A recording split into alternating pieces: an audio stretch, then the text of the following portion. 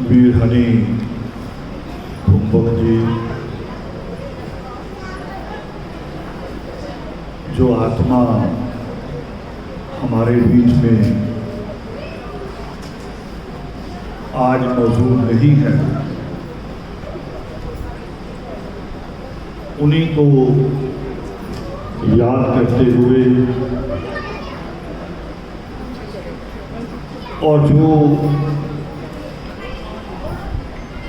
एक भारी दुख होता है, जिस दुख की आप किसी पहाड़ से भी तुलना नहीं कर सकते, उन आंसुओं का हिसाब हम किसी सागर से भी नहीं कर सकते। हाँ, दिलासे देते हैं हम एक दूसरे को, कोशिश करते हैं, कहते हैं कि जो हो गया उसे स्वीकार कर लो। पंजाब में कहा जाता है भाना मान लो, पर ये कहना, दूसरे को दिलासा देना बहुत आसान है। और जब कभी राजन की तरह हमें, बेटे आगे से हट जाओ, आगे से हट जाओ, इधर ही बिठा लो, कुछ लोगों को यहां जगह इसी में बिठा लो।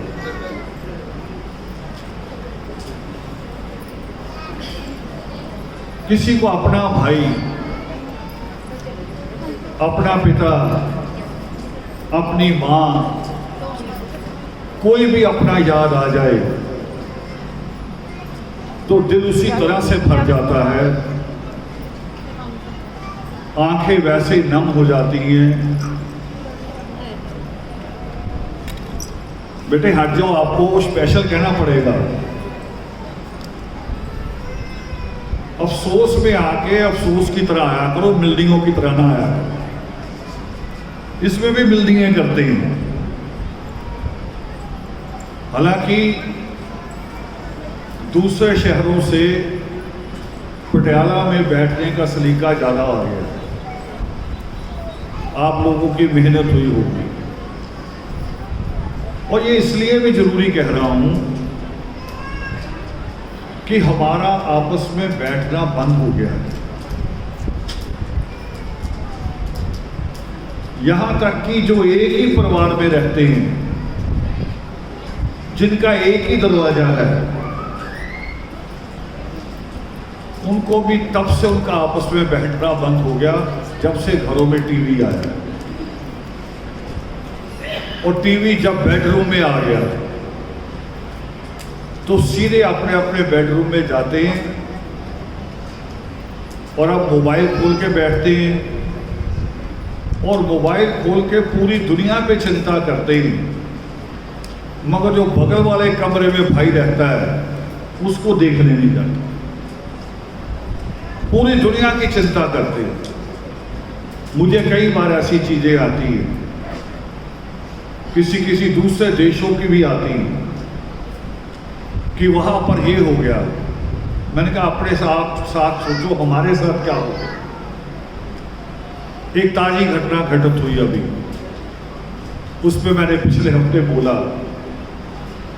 जो ईश्वर की कृपा से दो देशों के बीच में युद्ध होते होते रुक गया। मैं उस वक्त भी पटियाला आया था और भी कई शहरों में गया, 2 बार अमृतसर गया वाल्मीकि तीर्थ। और अचानक कभी भी किसी का फोन आ जाता है, लोगों ने पूछा कहाँ जा रहे हैं, मैंने कहा अमृतसर जा रहा हूँ। उधर क्यों जा रहे हैं? मैंने कहा वाल्मीकि तीर्थ मौजूद है और ऐसा कुछ स्थिति नहीं है। देखिए दो तरह की बातें हो रही हैं। एक तो मुझे कह रहे उधर क्यों जा रहे हैं, और दूसरे ऐसे लोग भी मिलते हैं जब ये युद्ध की बात चल रही थी, वो कह रहे कुछ हो नहीं रहा, ड्रामा है। पर अब मुझे अफसोस हुआ कि लोगों के शब्द क्या है। अब सोचो कि युद्ध में चाहे कोई इधर से मरे, चाहे उधर से मरे, चाहे फौजी मरे या कोई सिविलियन मरे, आखिर में होता तो एक इंसान है वो, और उसका परिवार होता है। जैसे आज हम बैठे हैं, बड़ा इंटरेस्ट आता है कि युद्ध की बात का, मगर उस पर इंटरेस्ट आपको ये नहीं पता कि जब आज से 80 साल पहले 80 साल पहले जापान में बम चले थे 6 और 9 अगस्त को, उनकी हवा में से आज भी आदमी निकल नहीं सकता उन शहरों में से। आज उनकी नस्लें अपंग पैदा हो रही हैं। तो हमने तो कंप्यूटर बनाए हैं, हमारे देश के लोग हैं, हमारे देश में भी हैं, जिनके हथियार दोनों तरफ बिकते हैं, भारत में भी पाकिस्तान में भी। और उसका असर किस पे हो रहा है?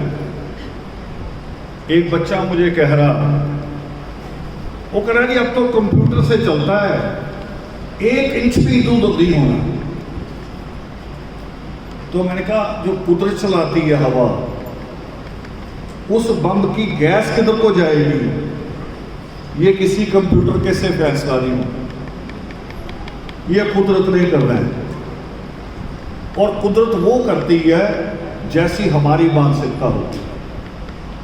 छोटी सी मिसाल ले लीजिए, आप कभी कभी सुबह उठते हैं और उठते ही कोई गाना आपके दिमाग में आता 20 साल पुराना, 30 साल पुराना, और आप सोचते मैंने तो याद भी नहीं किया, ये दिमाग में क्यों आ रहा है। और अपना अपना अनुभव नोट करिए, 2-3 घंटे बाद यानी शाम होते तक वो गाना आपको कहीं ना कहीं मिलेगा, 30 साल पुराना भी। इसको क्या कहते हैं? इसको कहते हैं, बड़ा छोटा सा मंत्र है ये, जो बुजुर्ग हमें सिखाते रहे। बुजुर्ग कहा करते थे ना कि मुंह से अच्छा अच्छा बोलो तो वातावरण अच्छा बनता है। यानी जो आप सोचते हैं वही आपके साथ घटित होना शुरू हो जाता है और वो आपको मिलेगा। और हम अगर युद्ध सोचेंगे तो युद्ध वहां नहीं तो मोहल्ले में मिल जाएगा, मोहल्ले में नहीं तो घर में मिल जाएगा, मगर उससे बचना जरूरी है। जो मैंने बात कही कि मूल रूप में एक इंसान मरता है, मगर वो अकेला नहीं मरता, उसके पीछे उसका पूरा परिवार मरता है। अभी जब राजन मिलने आया तो मैंने पूछा हनी के बारे में भी, उसके पीछे कौन कौन है बच्चे। इतनी दुखदाई, इतनी दिल को चीरने वाली बात है कि 7 साल का लड़का है उसका। आप कितना प्यार कर लेना, मगर बाप की कमी उसे रहे। ये रिश्ते अपने अपने रिश्ते हर जगह अहमियत रखते हैं। हम किसी रिश्ते को भी, यदि बाप का, माँ का, पिता का, बहन का, किसी रिश्ते की पूर्ति नहीं की जा सकती। मगर कहते सारे धर्म ग्रंथ हैं, दिलासे देते हैं,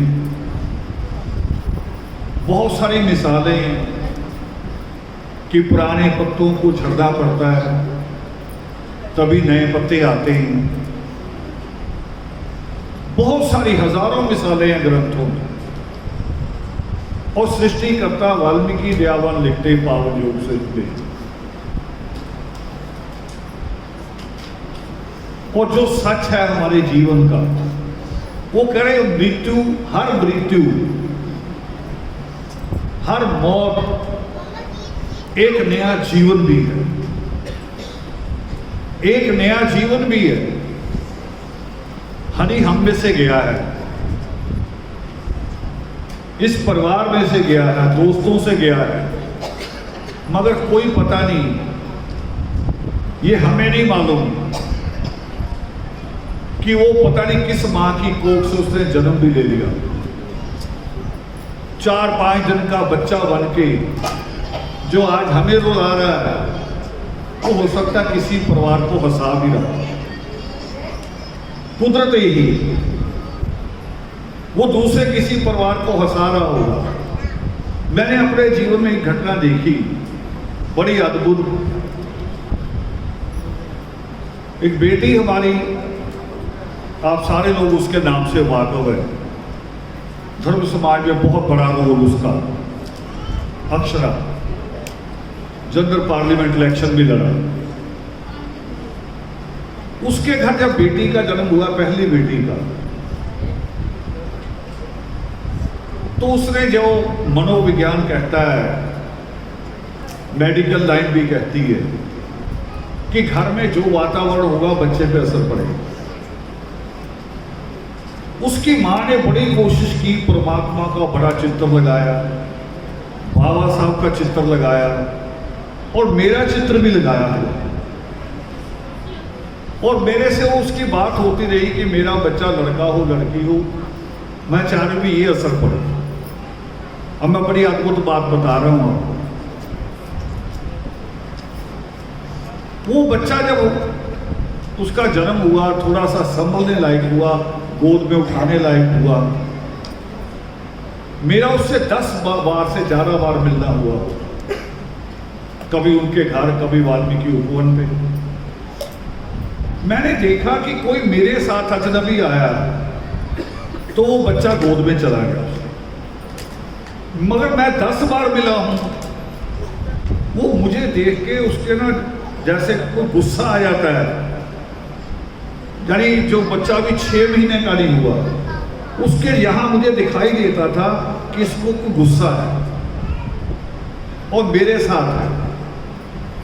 और इसको मैंने पढ़ा था पहले कि जन्म के बाद हमें पुरानी याद रहती है। मैंने कहा कोई ऐसा होगा जरूर जिसने ज्यादा डांट खाई हो, जिसको अभी भी गुस्सा आता हो कि ये वही है। और मुझे याद है कि मैंने पढ़ाना शुरू किया था शुरुआत में, तो बच्चे पिट जाया करते थे मेरे से, और अक्षरा भी पिटी, उसने भी कई बार मार खा ली। तो मैंने कहा पता ही तुम्हारे बारे में सोचती है कि मेरी माँ को भी मारा था, रहता है वो सब। अब मैं जितनी मर्जी कहानियां कह दूं ऐसी, मगर हानि की कमी पूरी होगी कहीं, लगेगा दिलासा, ये सिर्फ कहानी है, वो तसल्ली नहीं आ सकती। और इसको कहते लोग आज के दिन को अंतिम अरदास, मगर अंतिम नहीं होती कभी भी। अंतिम तो एक सामाजिक सिस्टम है, वो सिस्टम हमने गरीबों ने ज्यादा बुरा बना रखा है, अमीरों में बड़ा सिस्टम से है। उनके यहाँ कोई अफसोस पे भी जाता है तो फोन करके जाता है कि जी आप घर हो, कितने बजे आ जाएं। मगर हमें तो अगर 13 दिन रखे तो 13 दिन दरी बिछा के बैठना पड़ता है। 13 दिन ही सारे लोग कारोबार छोड़ के बैठे। मगर कभी आपने देखा कि माल रोड की, आपकी ये जो बड़े बड़े रोड हैं, उनकी दुकानें, कभी उनकी मां मर गई हो तो दुकान बंद हुई हो, 2 घंटे के लिए बंद करते हैं, फिर खोल लेते हैं। गरीब को ज्यादा बीमारी। और ये बुजुर्गों ने तभी बनाया होगा सोच के कि ये मुक्त कब होंगे, तो उन्होंने सोचा होगा अभी 9 दिन बाद, 8 दिन बाद, 13 दिन बाद इनकी दरी उठवा दो, खुद ही मिलकर उठवा दो, ये हटेंगे नहीं। ये सामाजिक सिस्टम बनाए थे, इसको कहते हैं साथ खड़े होना, कि मैं इस दुख की घड़ी में आपके साथ। मगर ये चीजें धीरे धीरे बदलती हैं। हमने उस दुख को कई बार बड़े दुख बना दिए, सुख में से भी दुख ढूंढते हैं। बनाया इसलिए था कि सारे लोग मिलके, खुद मोहल्ले के लोग मिलके, पंचायत के लोग मिलके कहें कि दरी उठाओ, शोक खत्म, अपने कारोबार पे जाओ। कोई तुम्हें नहीं कहेगा कि देखो इनके घर में डेथ होगी और ये काम पे जा रही है। और यही सबसे दुख समा होता है जब जेब की ज्यादा जरूरत होती, जेब भरी की। मृत्यु कभी पूछ के नहीं आती कि आपकी जेब में क्या है। सिस्टम बनाया था बुजुर्गों ने, बहुत अच्छा बनाया था अनपढ़ बुजुर्गों ने, मगर पढ़े लिखों ने बिगाड़ दिया। जैसे जैसे हम थोड़े समझदार हो रहे हैं हमारी समझ खराब हो गई। उन्होंने बनाया था ये कि दुख से बाहर आ जाए। फिर उन्होंने एक और सिस्टम बनाया कि पहले दिन सारे मोहल्ले के लोग इकट्ठे होकर रोटी का इंतजाम करो। जिस घर में मृत्यु हुई है उनको तो शुद्ध बुद्धि नहीं होती, उनके घर में 6 महीने का बच्चा भी हो सकता है, 10 साल वाला भी, उसको रोटी कौन देगा? बड़े तो भूखे रह लेंगे। और 4 रिश्तेदार जो दूसरे शहर से आएंगे वो भी भूखे ना लौट जाएंगे। पंचायत ने सिस्टम बनाया था कि हम देंगे अपनी तरफ से। फिर कुछ और बना लिए, एक और बना लिया, आपने पता नहीं किया कि नहीं किया, मगर मैं अपील करूंगा कि ये छोटी छोटी बीमारियां खत्म करो। मैंने पूछा एक बार अपने दादाजी से कि जब डेथ होती है तो एक ससुराल की तरफ लोग जाते हैं अफसोस करते हैं, एक फिर वो उधर को आते हैं। ये है क्या? इससे आदमी वापस आ जाता है, मुड़वी मकान जिसे कहते हैं। उन्होंने मुझे बताया कि ये बनाई किसी और काम के लिए थी। ये बनाई थी कि अगर किसी यंग आदमी की मृत्यु हो जाए जिसकी शादी को अगर 2-4 साल हुए हो, वो रस्म इसलिए बनाई थी कि मायके वाले आए और जैसे ही संस्कार हो जाए, अंतिम संस्कार, वो अपनी लड़की को साथ ले जाए। उसके 2 कारण थे। एक तो हमारी जुबान बड़ी गंदी, आदमी की मृत्यु हुई सबसे ज्यादा गाली पत्नी, ज्यादा जोर से ही तो कान में तो कहेंगे ये पता नहीं कैसी आ गई, हमारा लड़का था गई। कोई पत्नी चाहती कि मेरा पति मर जाए? सबसे बड़ा तो जीवन उसका खराब होता पत्नी का, सबसे ज्यादा, मगर सबसे ज्यादा उंगली उसी को उठती है। इसलिए बनाई थी, एक कारण ये था कि फिर जाएगी पंचायत, जिसको आप मुड़वी मकान कहते हो, वो मुड़वी मकान नहीं थी, वो जाती थी पंचायत पर परिवार के साथ फैसला करके कि हमने बहू अपने घर रखनी है कि नहीं रखनी, और रखनी है तो किस रूप में रखनी है। अगर कोई और लड़का उसको बसा सकता घर का तो तय करके जाते कि हम तैयार हैं। इसलिए था। अब जो 40 साल की हो गई, जिसकी शादी को 40 साल हो गए, उसकी भी मुड़वी मकान जा रही है। सोच ही नहीं रहे भी किसके लिए थी। इधर से भी गाड़ी भर के जा रही, उधर से भी गाड़ी भर के आ रही। एक और होता है, हरिद्वार जाएंगे अस्थियां लेके, और उस वक्त इतने नकली रिश्तेदार खड़े होते हैं जब हरिद्वार जाना हो। हर कोई कहता है मेरा बड़ा प्यार था, मैं तो जरूर जाऊंगा। उसे पता गाड़ी तो घर वाले कराएंगे, मुझे तो फ्री बैठना है और हरिद्वार जाके मटर गश्ती करेंगे। सारे यही करते। 2-4 बार गया हूं मैं लोगों के साथ। अस्थियां गिराएंगे, बस फिर इधर उधर बाजारों में घूमना शुरू, पता ही नहीं किसके साथ आए। जो नदी करीब पड़े घर के, अस्थियां वही बहा। ये क्या कहा है? क्या ये चाहे उसको जलाना, जलाने के बाद अस्थियां उठाना, दबाना है क्या? ये है ये कि मेरा बच्चा, मेरा भाई, मेरा पिता, मेरा दादा, माँ, दादी, उसकी मृतदेह के साथ कुछ बुरा ना हो। लोग नाक पे हाथ रख के ना बैठे, उसको अदब के साथ उसको अग्नि भेंट करा था। ये और कुछ नहीं था इसमें, मगर हमने धीरे धीरे उसको बिगाड़ दिया। मैंने कल हैप्पी लॉर्ड जी को फोन किया। मैंने कहा भाई यहां से उठ के मैंने सीधे आपके घर आना है। हालांकि इन्होंने ज़्यादा पूछा नहीं, मैंने खुद ही बता दिया। मैंने कहा एक रस्म है जिसको मैं खत्म करना चाहता हूं।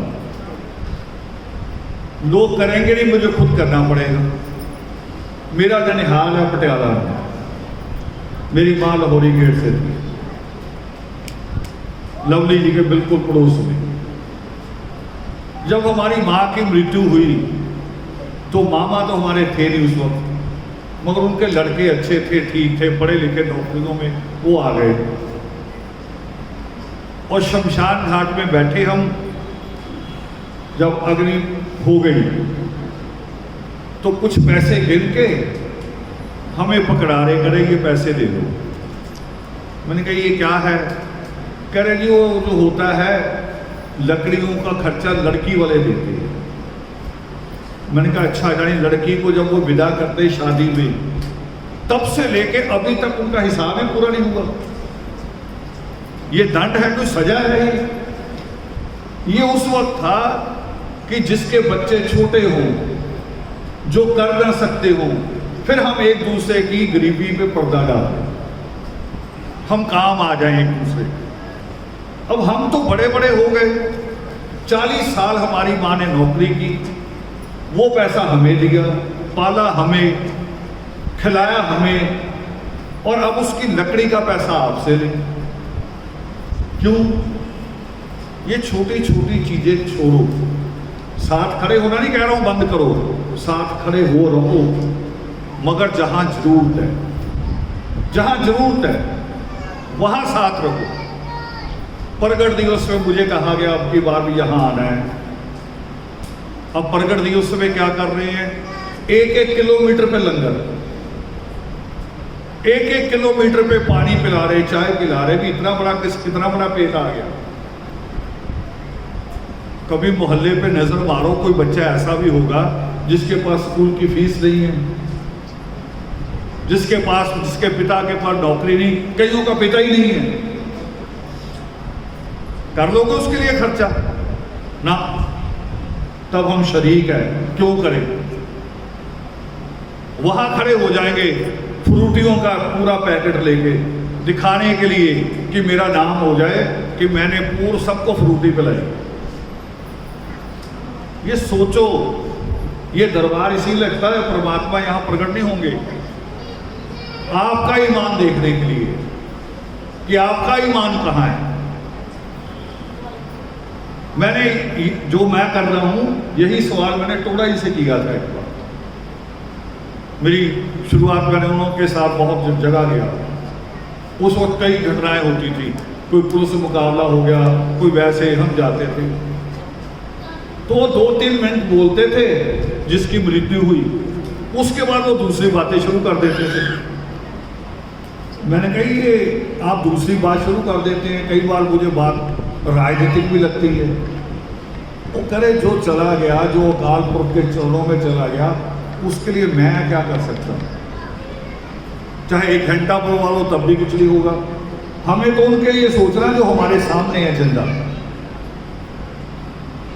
ईश्वर ने जन्म और मृत्यु ये हमारे हाथ में नहीं दिया, 2 चीजें, मगर इन दोनों के बीच में जो है वो है जीवन, समा, जन्म से लेकर मृत्यु तक का समय, वो हमें दिया। हमें उसके बारे में सोचना है कि उसको हम कैसे अच्छा बना सकते हैं। अब इस परिवार ने बड़ा इंतजाम किया होगा, जो मैं हैप्पी रोज जी की बात बता रहा था, कल जो खाना बनाना पड़ता है, और मैं हैरान हूं, लास्ट में मीठा भी देना पड़ता है, वो आइटम भी रखनी पड़ती है। और ये नहीं हमारे यहाँ, और भी लोगों में, पूरे पंजाब में ये बुराई आ गई, पूरे पंजाब में। पिछले दिनों एक परिवार था हमारे यहाँ, फर्नीचर मार्केट है, उनके किसी दादा की मृत्यु हुई, मुझे भी जाना पड़ गया। गुरुद्वारे के ऊपर वाले हिस्से में पाठ हो रहा, तो नीचे वाले हिस्से में कह रहे जी प्रसादा लेके जाना। मेरे साथ 5-7 लोग थे, मैं उनको इसलिए ले गया कि दिखाऊं कि प्रसादा ही देना है, मगर हो गया उल्टा।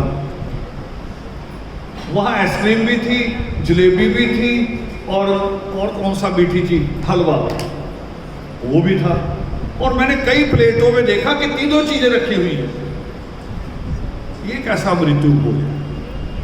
तो मैंने लोगों से बहुत बार कहा भी ये बंद कर दो, मगर अब मैंने संकल्प लिया, आप में से भी जो लेना चाहें ले लें। जो लोकल लोग हों ऐसे समय पे रोटी खाना बंद कर दें। लोकल अपने घर जाके खा सकते हैं, 1-1.5-2 घंटे लेट भी खा सकते हैं, उससे कोई आदमी मर नहीं जाता। कभी कभी तो सारा दिन भी निकल जाता है। कई लोग तो व्रत भी रखते हैं, औरतें ज़्यादा रखती हैं, तो 2 घंटे का व्रत रख लो। मृत्यु अचानक आती है और मृत्यु रोटी का, दावत का अवसर नहीं होता, दुख बांटने का अवसर होता है। और जब हम ये करेंगे, देखो मृत्यु वाला दिन, उस दिन से उसके 2 दिन बाद फिर और कोई रस्म, 4 दिन बाद फिर कोई और रस्म, और फिर ये 13वीं, जब ये सारा कुछ करेंगे, अभी तो हमने बदल दिया, अब तो हमारे ये साथी आते हैं, बैठे हैं।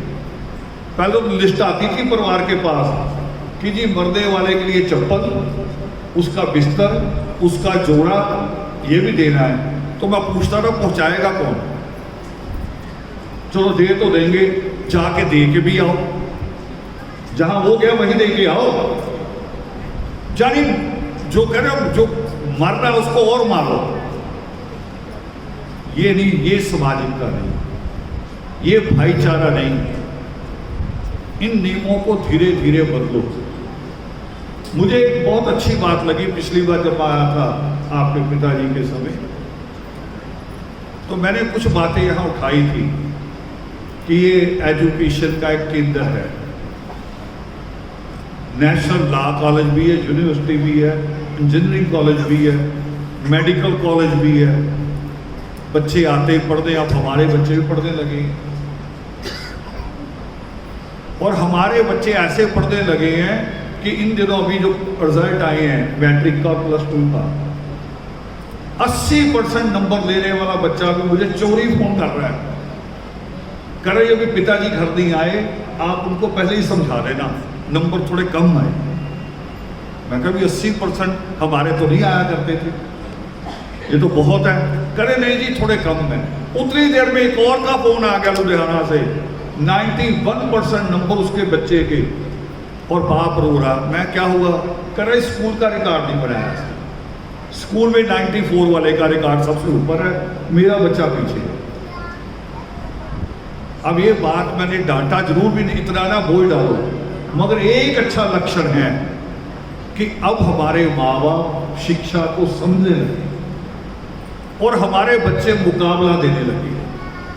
और मैंने इसके लिए कहा था पिछली बार भी, पटियाला में हमारे बच्चों के लिए हॉस्टल होना चाहिए। 2 जगह निकल गई मेरे हाथ से। एक जगह तो अवार्ड कराई थी हमने सीएम से, बादल साहब से, चलो कागज है उसके, अभी भी क्लेम बनता है अभी भी। एक और था, किसी साथी का बना हुआ पीजी था, वो जब बिक गया तब मुझे पता चला, नहीं मैं बिकने नहीं देता।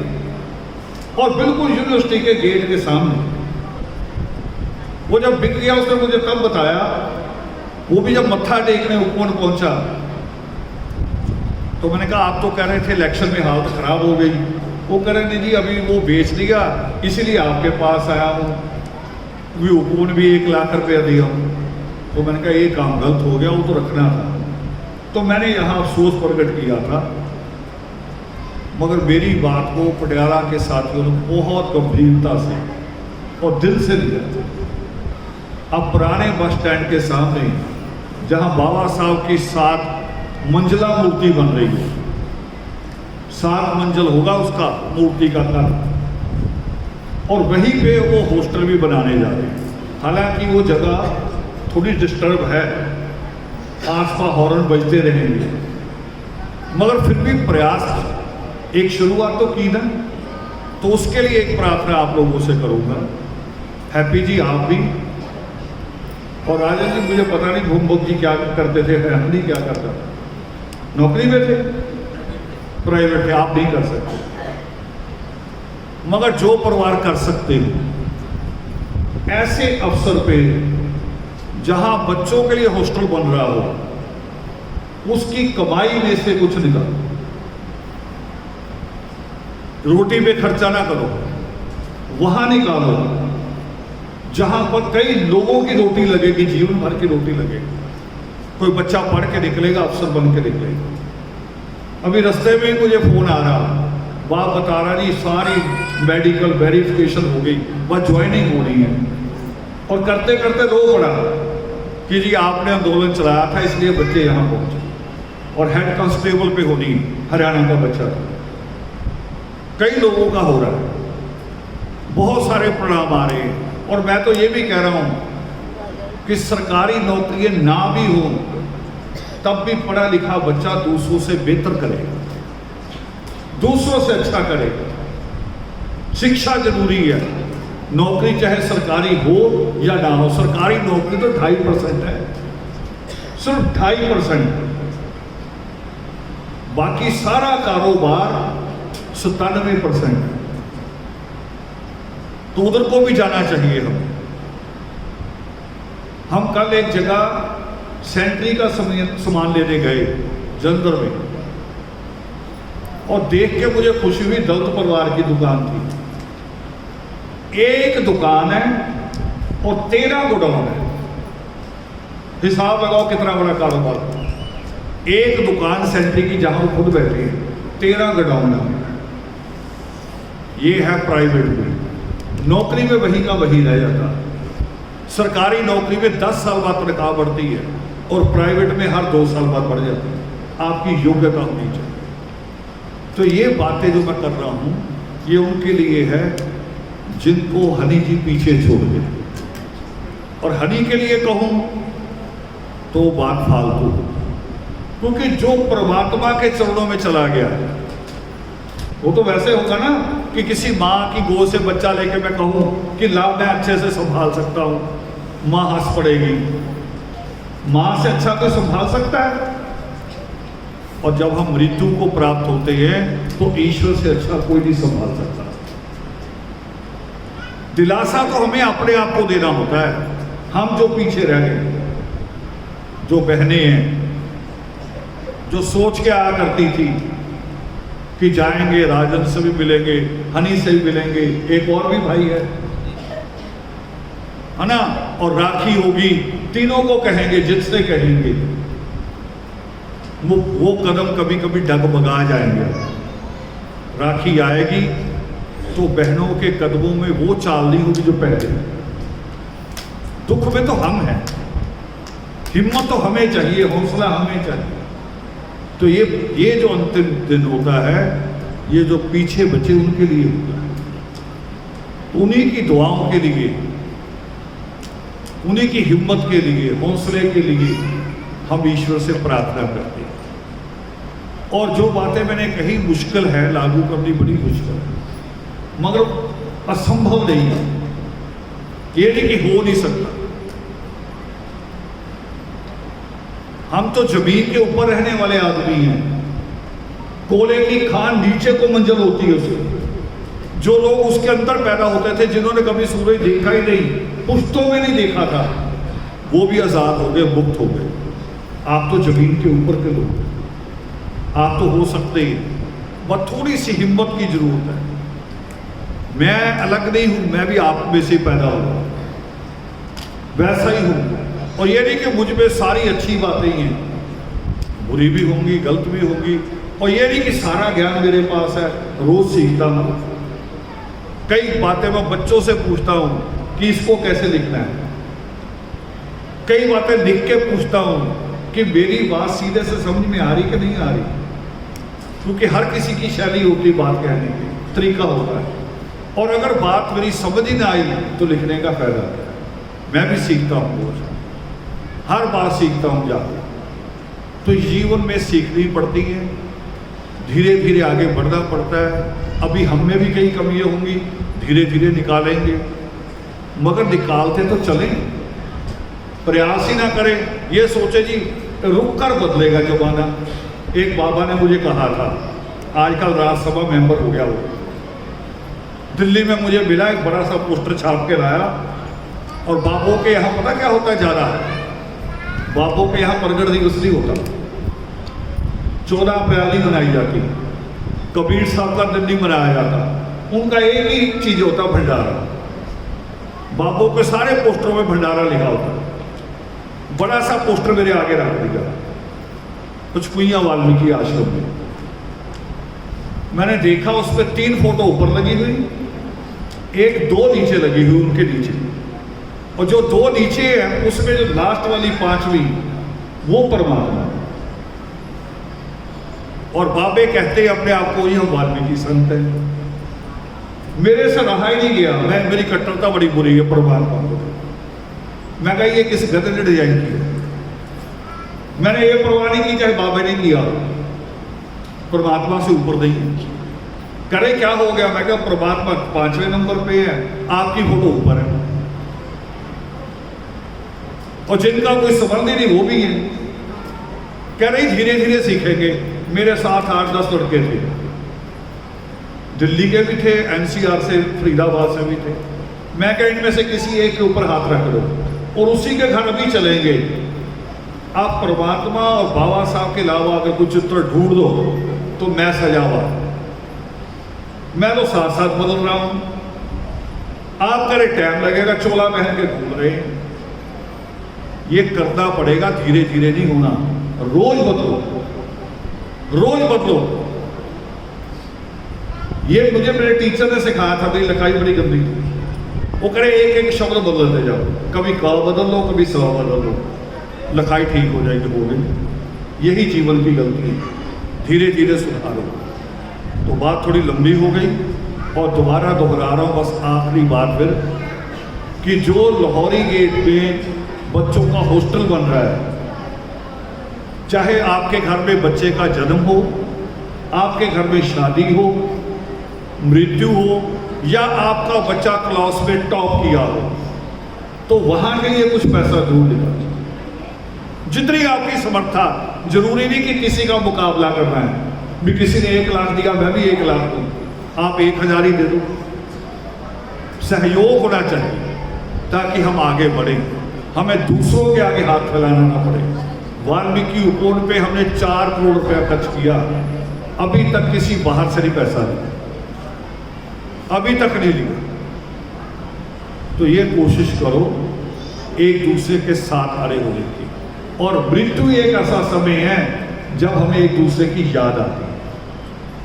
जहां याद आती, खुशी में नहीं आती, खुशी में तो हम अहंकार में होते हैं, इस अवसर पे याद आती है।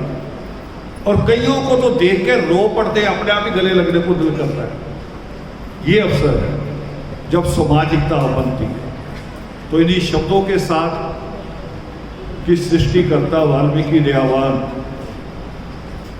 हनी भुम्बक जी के परिवार को, उनके रिश्तेदारों को, उनके बच्चों को और उनके सब ये साथी जो बैठे, इनको इस दुख को बर्दाश्त करने की, सहने की ताकत प्रदान करें। और जो मैंने कहा उस पर आप जाकर विचार करें। इन्हीं शब्दों के साथ आप सबके बीच में विराजमान आदि अनादि परमात्मा को सादर नमन। जय वाल्मीकि।